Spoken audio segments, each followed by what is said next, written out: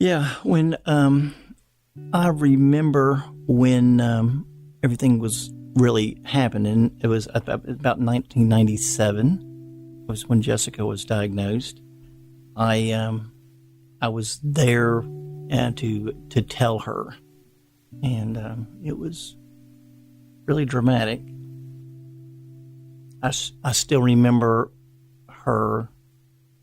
Her aunt Lindy was there, and I was there. Her mom, and we had to, sat her down in the living room and told her, and of course she was devastated. Jessica was diagnosed with acute lymphoblastic leukemia at age 9. But it would take weeks and months of local doctor visits and countless tests before she would hear the words, "You have cancer." This is St. Jude Flashpoint. You know, they had thrown the word cancer around lightly. Like, I mean, oh, it could be cancer, but that's what you have, this blood marker that you're showing, and that would be so rare. Still, to this day, I remember even them throwing that in and having this gut feeling that maybe that's what we were talking about. As Jessica was beginning, some of her symptoms were happening. She had lots of bad nights. Her fever was getting really, really bad, and this is pre-diagnosis, and she was in the emergency room probably about 1 o'clock in the morning, and I remember walking out. I remember seeing a St. Jude specials. I remember that was actually playing as I walked out. There was only one man watching this TV, and as I walked out,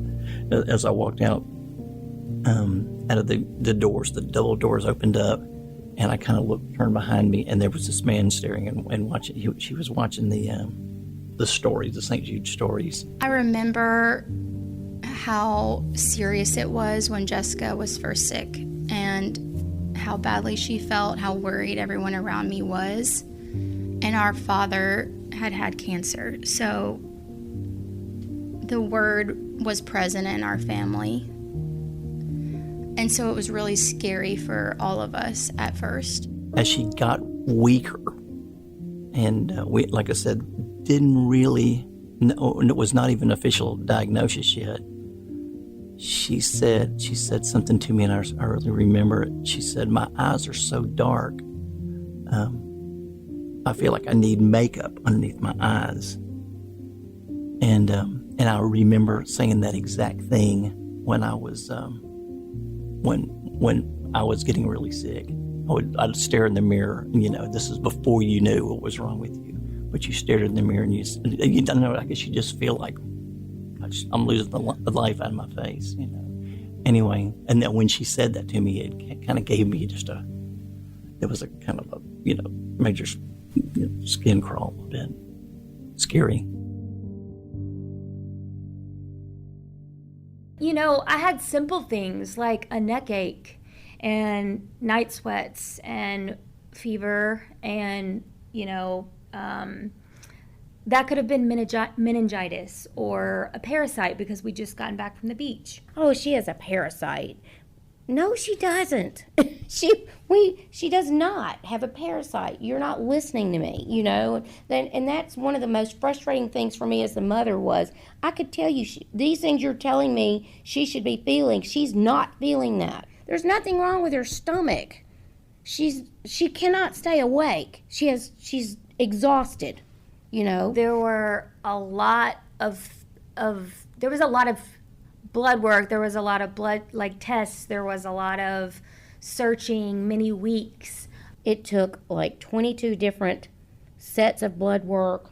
We had to spend 6 weekends collecting stool samples over the weekend, and no answers. It took almost 3 months to finally figure out what in the world this was. We just kept searching and searching, and eventually I had this marker that is called an eosinophil, and it normally points to an allergic reaction, and it was sky high, like the highest that my pediatrician had ever seen it.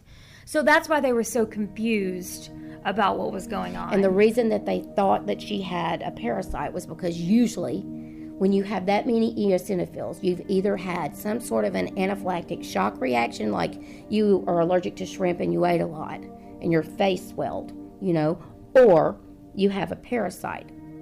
But usually you've been in a third world country. We had none of that. None of that. I was just literally terrified.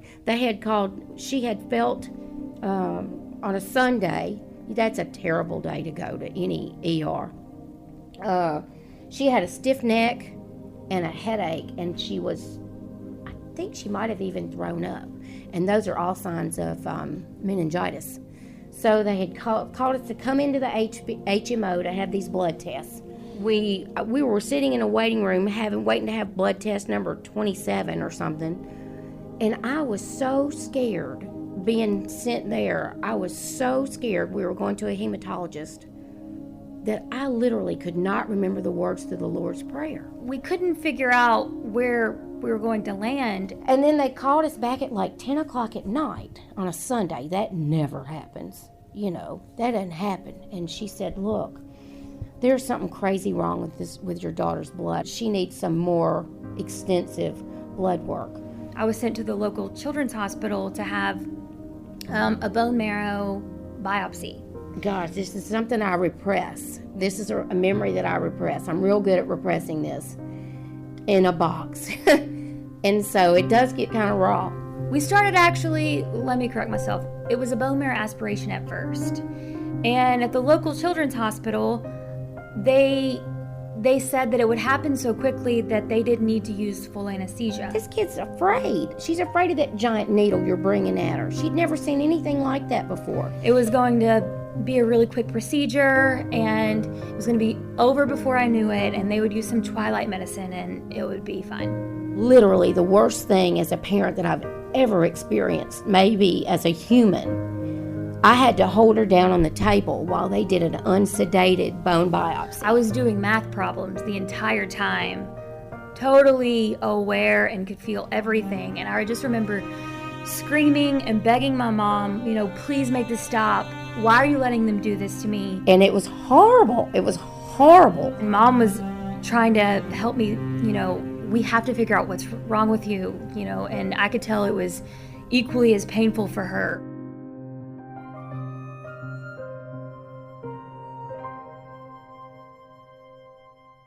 And so the next day, I believe it was the next day, he made us come back. And this time, her bone marrow was so packed with this eosinophil, sort of a baby blood cell. It was almost like brown sugar. And so he would pull back on that syringe and it would go and nothing would come. It's like, I'm looking at it. I'm not a nurse or a doctor. I'm like, what is that? And so I could tell something was really bad wrong at that point. So it didn't just happen. It was 8 weeks of searching before I was finally told. This is one of the most terrifying mother moments I've ever had, too. I had to meet my husband at home, and we had to tell her, honey, they think you've got leukemia. She didn't know what that meant, She's 9 years old. And they sent us the next day. In fact, I went to school.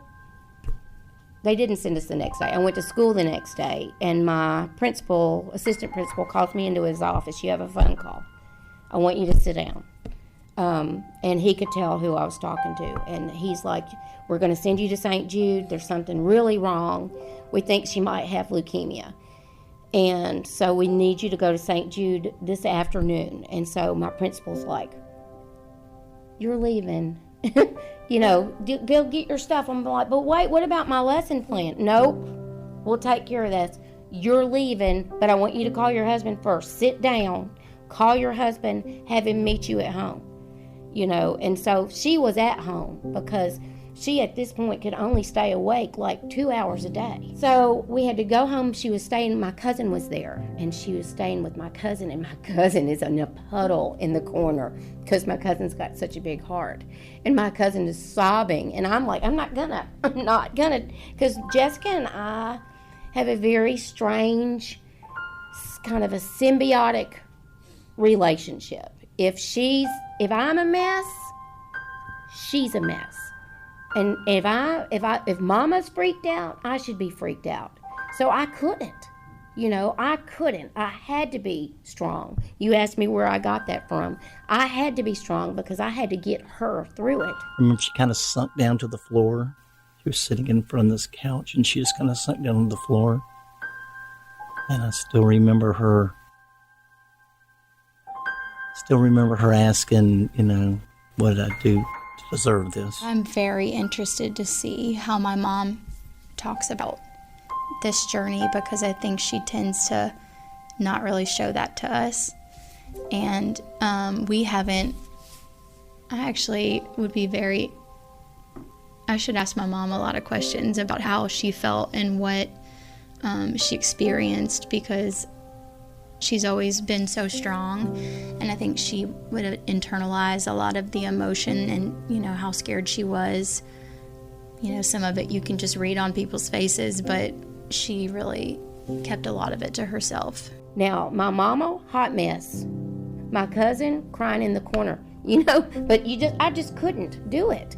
Now, there were times I'd go out in the backyard and scream, but she didn't hear it, because I had to, every now and then, I'd be driving down the road and my face would water. I wasn't trying to cry, but you can only keep so much inside of it, I guess. When we did finally, 2 days later, when they did send us to St. Jude, I was thrilled because I knew they'd figure it out.